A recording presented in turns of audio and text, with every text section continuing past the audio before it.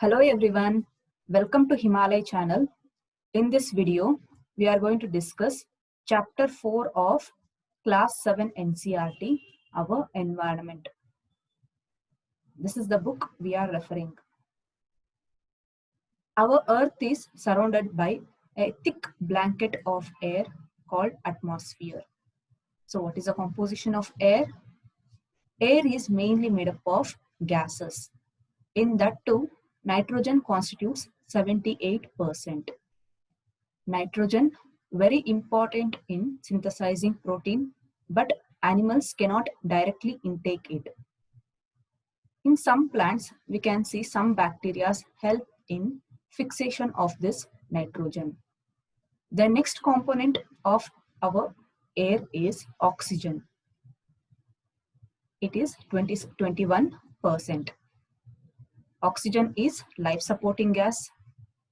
Then the next component is carbon dioxide. Though it is present in very small amount, that is 0.03%, but it plays a very major role in global warming, which keeps our earth in a kind of warm temperature. Means it is a greenhouse gas. Then the remaining gases are present in very small amount. For example, it could be argon, it could be helium, it could be hydrogen, etc. Apart from these gases, our atmosphere consists of dust particles, water vapor, ozone layer, etc.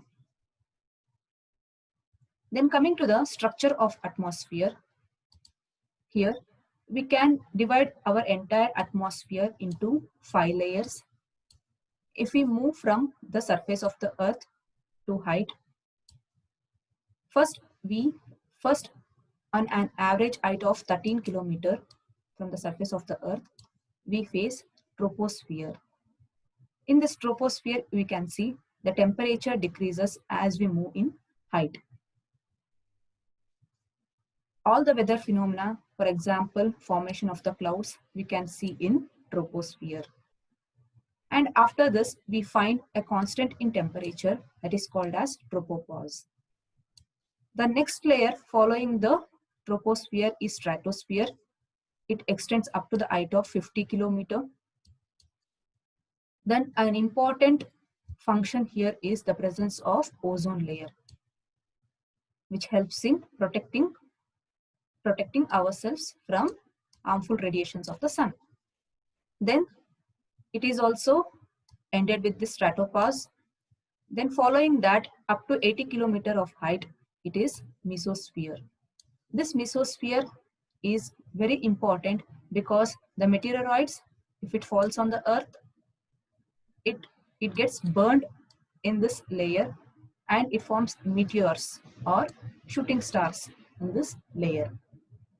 The height is 80 kilometers, and one more thing we have to observe that here also the temperature decreases as we move in height.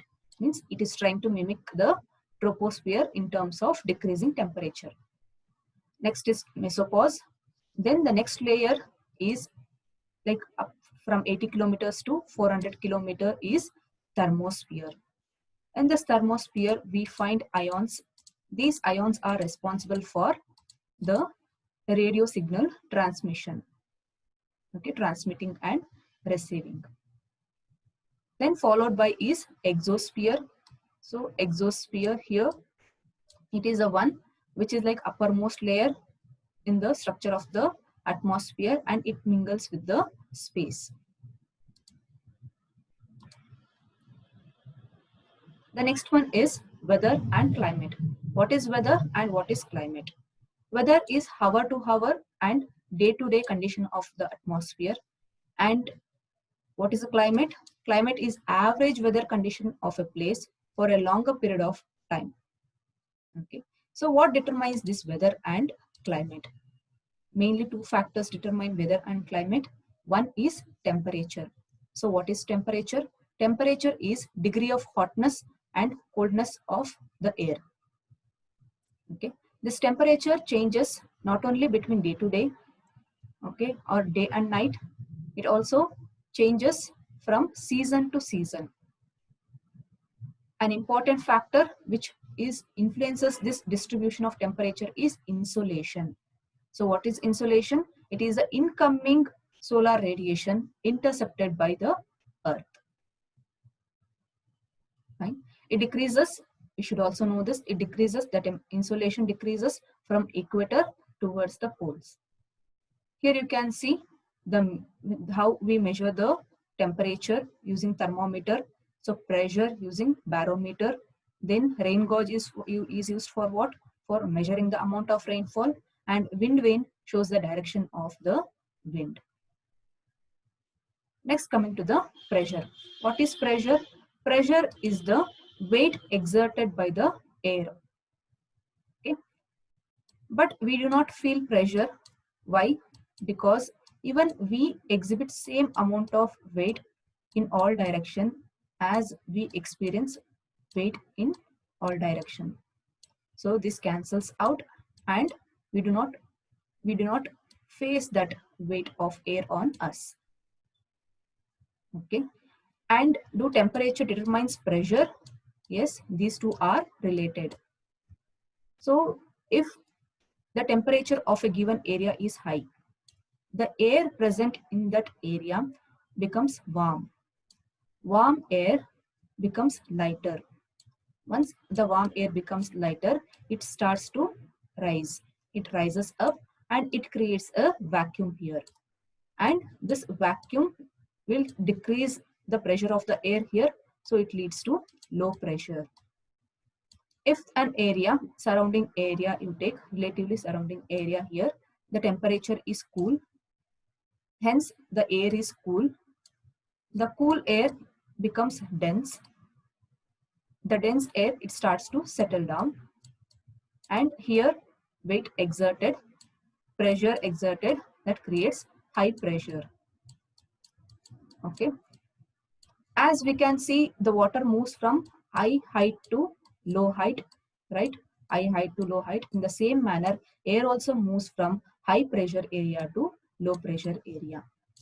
This horizontal movement of air from high pressure area to low pressure area is called wind. Okay. Coming to the different types of winds, what we face on the earth, we can classify into permanent winds, seasonal winds, and local winds. So permanent winds, it is given in this picture, and we will deal with it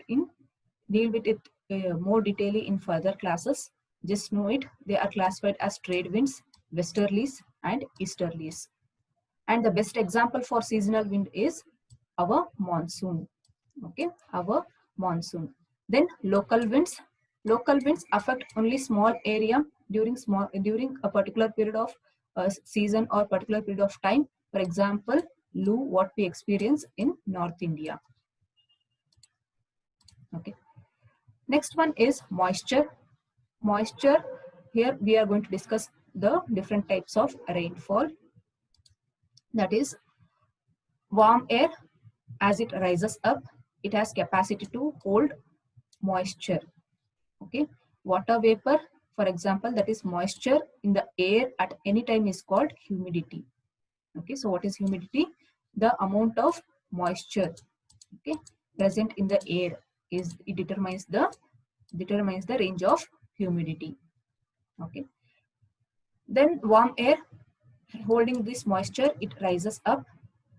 Okay, as it rises up, we know that in the troposphere the temperature decreases, the air cooler, then moisture starts to get condensed, it forms clouds, and it leads to the precipitation, that is rainfall. So basically we have three types of rainfall. One is convectional rainfall, another one is orographic rainfall, and third one is cyclonic rainfall. We will deal with this detailedly in further classes. Understood? So if we try to revise, what did we discuss in this video?